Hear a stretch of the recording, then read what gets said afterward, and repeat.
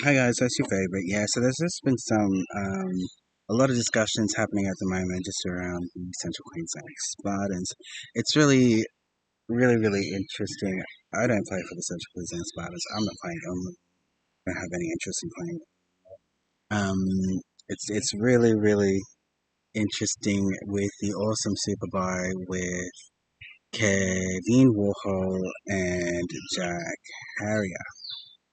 So even with that within that space, um, they were looking at regrouping on what their model looks like. Yeah, so in terms of business model, so with the new setup of that establishment has had a lot of impact, which is really exciting.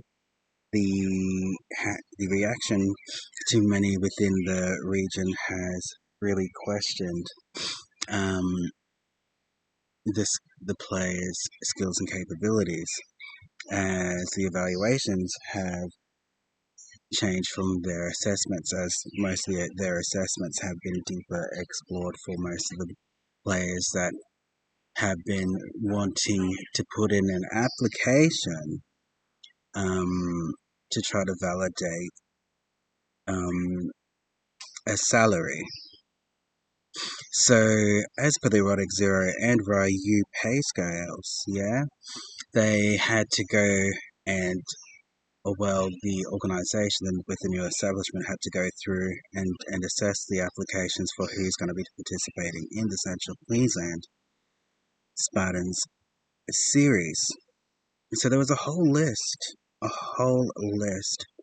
of applicants um, where the AMNA organisation had to come back through and have a look. And there was players such as Shazin Rawadi who didn't meet specific criteria, Joshua Giddy who didn't meet specific criteria, a few others that didn't meet specific criteria where the responses were that they had to go and do the Omnimal traineeship.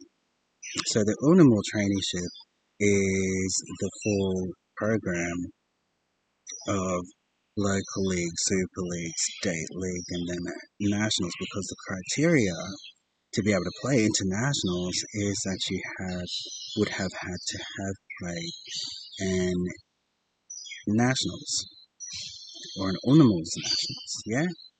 So the person in charge of that is Dan Ryan.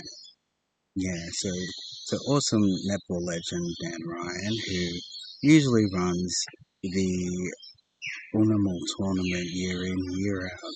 So when he runs it, part of organising that event is going through each player's registration. So he already knows who's played in the nationals, and they have recordings of that. So what?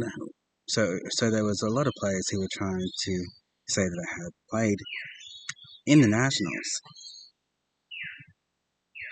um, and some of the conversations have been, you haven't played in the nationals before. You haven't played in the nationals before. You haven't played before.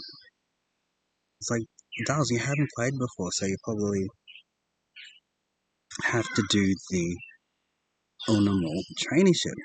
Once again, my name's Ziril Starrz. Robotic Zero Starrz, and so there's been all this kerfuffle that has happened, and a lot of faulty paperwork from Yamina Hill that has gone in to highlight some of what has happened. So there's been fors and against with foreign investors even questioning what is going on there to validate. But with the new transition, the local legend Barbara Ahmad, who runs all of the most of the Central Queensland, who has run and operated the Capricornia stuff for Central Queensland Spartans for more than a decade, um, did the handover to Jack Harrier. So the meaning of that is from that purchase of that acquisition, um, there were some particular constructs around some of the products from the other model that needed to be revisited. So with the revisit of that construct and the handover to the new owner and the new ownership meant that the liabilities from that and the bills that ended up happening from that management structure was able to offset, which means everybody was left in the green zone. Yeah. So that's where that is at. So it means that the English have to move down to Adelaide because they have accepted their new contract to compete as Liu Kangs. Yeah. So some of the assignments within the World Netball Foundation space is the assignment of being tasked with an establishment of your team and putting it into the World Netball Cup for the Sydney 2027 competition. Yeah. So part of that rollout is that some of those new clubs that are competing in that competition, there are 63 new international netball clubs. So they are all tasked to put in a team for next year. So they've been spaced out all throughout Australia to 63 national Indigenous Australia's agency organisations for that assignment. So some of the basis of that is to start your own team, get experience in being able to allocate a team and a few teams into the competition next year. So I'm really excited for how that will pan out.